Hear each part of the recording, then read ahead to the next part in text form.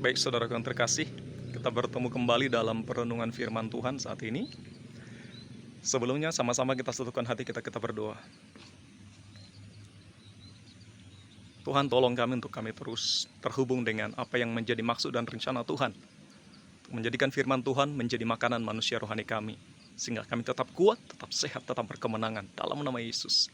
Amin. Baik saudaraku yang terkasih, ya, saat ini kita akan sama-sama belajar kebenaran firman Tuhan yang terambil dari Yesaya pasalnya yang ke-40 ayat yang ke-31. Firman Tuhan berkata, tetapi orang yang menanti-nantikan Tuhan seumpama burung rajawali yang naik terbang tinggi dengan kekuatan sayapnya, yang berlari dan tidak menjadi lesu, dan berjalan dan tidak menjadi lelah. Ini sebuah gambaran, perumpamaan saat kita terus menanti-nantikan Tuhan. Ya, kita digambarkan seperti burung rajawali. Nah, burung rajawali, saudara yang terkasih, burung yang sangat tangguh, sangat kuat. Nah, kita ini digambarkan seperti burung rajawali, Kristen rajawali. Mungkin banyak orang mengumpamakan bahwa kita ini seperti Kristen rajawali, bukan Kristen emprit. Ya, kalau burung emprit ada badai, dia langsung bersembunyi. Ya, dia mencari tempat aman, tempat nyaman. Tapi kalau rajawali enggak. Kalau rajawali ada badai, malah dia semakin mendatangi badai tersebut. Ya, semakin mendatangi badai tersebut, sehingga lewat badai itu burung rajawali itu akan dibawa semakin terbang tinggi. Nah, ada satu burung yang mengincar rajawali sebenarnya, burung gagak hitam. Ya. Nah, dia berusaha kadang terbang mengejar rajawali dan dia hinggap di atasnya rajawali. Tapi rajawali tidak menyerah, dia semakin naik terbang tinggi mengarah ke matahari. Nah, dalam ketinggian seperti itu, burung gagak hitam ini dia nggak mampu, akhirnya dia jatuh ke bawah. Tapi burung rajawali enggak, dia naik semakin terbang tinggi. Nah, dialah salah satu burung yang bisa terbang sangat tinggi sekali. Bahkan badai bagi rajawali itu bukan jadi masalah, malah itu jadi sarana untuk dia boleh dengan santai mengepakkan sayapnya dalam badai tersebut dan bawa dia terbang melayang-layang. Nah, Bapak Ibu Saudaraku yang terkasih, dalam kehidupan ini kita nggak lepas dari tantangan, badai, pergumulan. Ya, banyaklah tipe badai yang mungkin kita hadapi. Bisa badai keuangan, bisa badai sakit penyakit, bisa badai mungkin tantangan dalam keluarga, atau banyak hal lain, saudara yang terkasih. Namun bagi kita yang ada di dalam Kristus, seharusnya badai bukan untuk menghancurkan kehidupan saya dan saudara, tapi badai itu menjadi sarana bagi Tuhan untuk kita boleh melihat bahwa kita punya Allah yang besar. Ya, kita punya Tuhan yang dahsyat. Ya, lewat masalah, lewat pergumulan, Tuhan bisa tolong hidup kita. Kita bisa melihat, kita punya Allah yang lebih besar daripada masalah, daripada badai, daripada tantangan yang kita hadapi. Nah, saudaraku, kita ini diumpamakan sekali lagi seperti burung rajawali. Ya, ketika burung rajawali naik di tempat yang sangat tinggi, ya, terbang sangat tinggi, dia akan begitu mudah melihat mangsanya yang ada jauh di bawah sana. Ya, dan mata rajawali itu sangat tajam. Dia bisa memperhatikan mangsanya yang begitu jauh di bawah. Nah, kita ini juga, Tuhan rindu kita ini juga bisa naik terbang tinggi. Maksudnya apa sih? Tempat tinggi yang mana sih? Ya,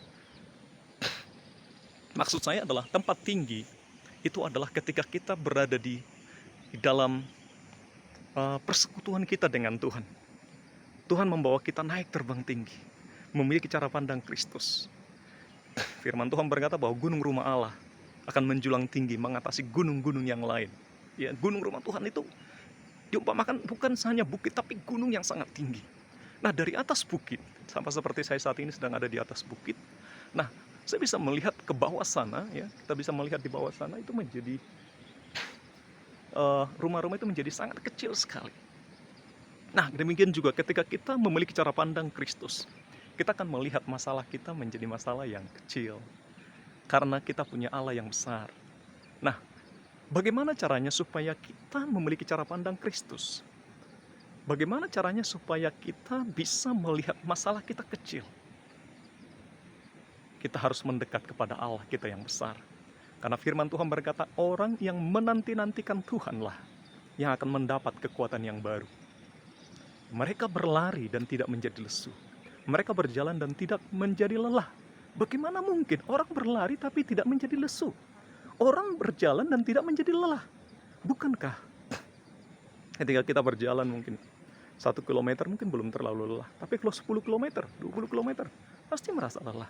Dan kemudian berlari, tidak menjadi lesu. Ini diumpamakan ketika kita terus menanti-nantikan Tuhan. Ya, kita menanti-nantikan Tuhan, kita tidak menjadi lelah, kita tidak menjadi lesu. Kenapa? Karena Tuhan memberikan kepada kita kekuatan yang baru. Tuhan memberikan kepada kita semangat yang baru. Ya, ini lagi anak-anak juga berenang mereka. Lagi ada retreat ya. Jadi Bapak Ibu Saudaraku yang terkasih, mari terus kita mendekatkan diri kita kepada Tuhan. Karena ketika kita terus menanti-nantikan Tuhan, kita mendapatkan kekuatan yang baru, kita mendapatkan semangat hidup. Ya, firman Tuhan juga berkata sih, orang yang bersemangat dapat menanggung beban dalam hidupnya. Dalam Kristus kita bisa terus bersemangat. Dalam Kristus kita bisa terus berkemenangan, ya. Karena itu saudara yang terkasih, ayo terus arahkan hati kita terus mengandalkan Tuhan, melekat kepada Tuhan. Dan kita akan melihat ada kekuatan yang baru, ada semangat yang baru Tuhan akan berikan bagi kita.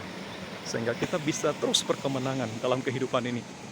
Terus bisa melewati badai, tantangan, pergumulan yang ada. Karena di dalam Kristus ada sukacita. Dalam Kristus ada kemenangan. Dalam Kristus ada masa depan yang penuh pengharapan. Jadi sekali lagi, seperti firman Tuhan tadi berkata, orang yang menanti-nantikan Tuhan seumpama burung Raja Wali yang naik terbang tinggi dengan kekuatan sayapnya. Sekali lagi, orang yang menanti-nantikan Tuhanlah yang mendapatkan kekuatan yang baru.